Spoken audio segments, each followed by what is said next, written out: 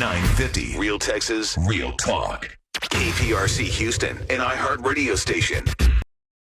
Have you passed by a restaurant lately that has like a help wanted sign up on the marquee instead of a special? You know, instead of the special of the week or whatever, they're looking for help, and in some cases they're offering cash bonuses for people who want to take a job.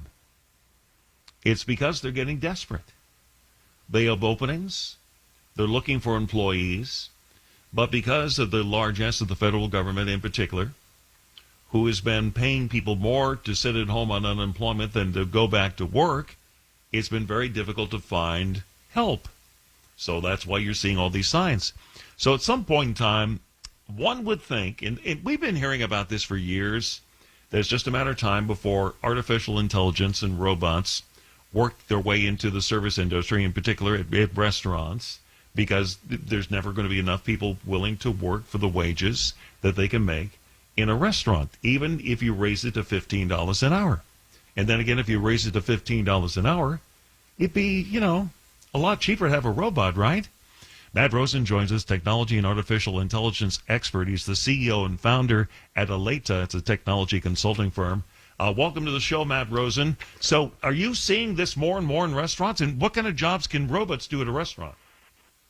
Yeah, so good afternoon, and thanks for having me on the show. So yes, we are seeing a lot more technology pervade, restaurants.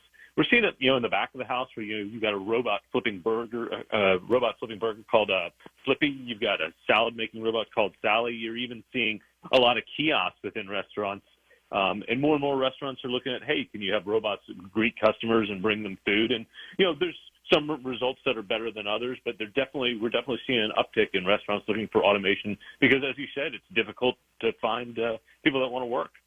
You mentioned Sally, the one that's making salads. Can she just make one kind of salad, or can she take multiple different kinds of orders to make salads? Oh, multiple different kinds of orders. You customize Wow. it. It's like one of those fountain drinks where you can kind of pick and choose what you want. Very similar, but they're doing it with salad in some bigger cafeterias at some food service places. Okay, so that's where it's going to start, behind the scenes, in the preparation of the food. But where we're finding some of the biggest shortages right now is in wait staff. So how close are we, do you think, to having robots that can actually wait tables? I think we're a little ways away. Robots aren't real good at maneuvering around space. I've talked about this in a past interview, the Roombas kind of lost their way, and you saw all these things about drunk Roombas wandering around houses, not being able to find their way back to the docking stations.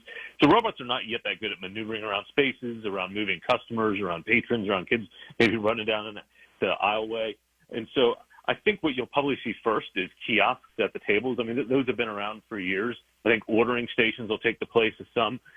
You might even have, robots running food, but in terms of fully replacing the human server, I think we're a little ways away from that happening. Okay, maybe we'll get more into it. We have quite a few of these in Houston, what I would call the cafeteria-style restaurant, where you walk in, you go to a counter, you place your, it's a regular full-service restaurant, but it's not like a fast food.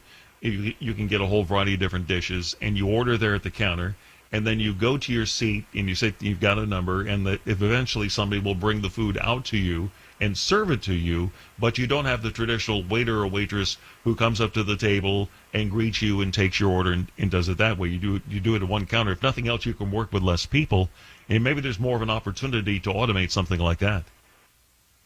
Yeah, I think you're going to see more of that. There is actually a restaurant in China that's all run by robots, but it's very expensive, and there's probably 10 people that service all the units in that restaurant. So that's really the trade-off, and has been for all of time. Whenever you replace humans with, automation or computers, you need humans then to service what you just put in place.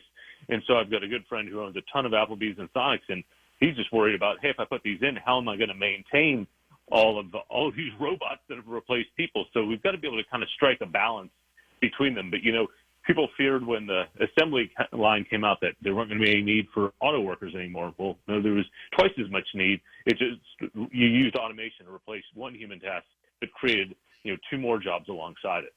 Well, and that's a great example, too, the automotive industry. And I'm sure, as I recall, because I grew up in Detroit, when those robots first came in, the assumption is that the robots would make mistakes and the car wouldn't be as well built as it was by humans. But the reality is, because of the repetitive nature of building a car, the robot rarely, if ever, made a mistake versus the humans who oftentimes did. Yeah, you're absolutely right. Robots are great at repetitive tasks, but they're not good at showing emotion or reading into nuance or sarcasm or things like that. They'll never take the place of a human brain, but when it comes to rote, repeat work, or it comes to doing things in maybe a place that's unsafe for a human, a robot's a great substitute. Okay, so based on what you're seeing, Matt Rosen, how close is this automated world to the world we're living in now? How many years are we away? And what kind of occupations do humans need to be kind of gravitating towards in order to have a future? What jobs are, I guess, most likely to be eliminated, and where will the jobs be 10 or 20 years from now? Anytime there's rote or repeat work, it's going to be at risk. Think of call centers, think of administrators, think of accountants, bookkeepers, people who are doing the same things over and over again. Where there's huge shortages, I can tell you right now, I run a software development company. I could hire 30 people tomorrow if I could find them. So software development, understanding data, understanding with machine learning, which a lot of people are calling artificial intelligence. There's some higher level thinking jobs that are in super high demand, and you can go to a couple weeks of code school and at least start to learn some of those skills. Not everyone's attuned to doing that type of work, and so we have a huge shortage in this country of tradespeople. We don't have enough carpenters. We don't have enough plumbers. There's not enough truck drivers. So there are a lot of jobs out there. There's actually kind of an interesting website called "Will Robots Take My Job?" And I think it's, in terms of robots taking over, it's going to be a slow transition. I mean, robots are in our lives every day, from the Alexa on Amazon when it reminds you to get your toothpaste, to sometimes when you call into a call center and it routes you. Robots are already all around us, and it's just going to take place over time. Nothing ever happens overnight. I got to say, I prefer having robots at call centers. I prefer that to the annoying person at the other end. The only problem is that if you really want to prank the person calling you up to try to sell you something, it's tough to do it when it's a robot. They just don't. They don't find it as funny. No, they're tougher to fool. For some reason, they don't get the joke. But nope, they don't do well at detecting sarcasm. That's one thing where humans prevail. Very, very true. Hey, good to talk to you. Thanks for your time today, Matt. Appreciate it. Hey, thanks so much for having me on this show. Have a great afternoon. You bet.